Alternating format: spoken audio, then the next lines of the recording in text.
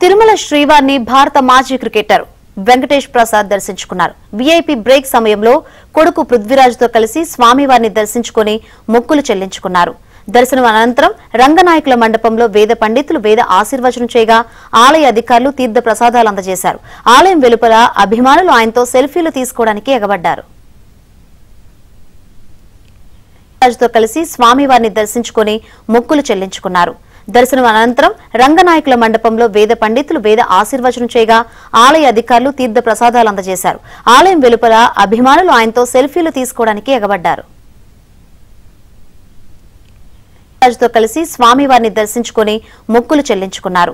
దర్శనం అనంతరం రంగనాయకుల మండపంలో వేద పండితులు వేద ఆశీర్వచనం చేయగా ఆలయ అధికారులు తీర్థ ప్రసాదాలు అందజేశారు.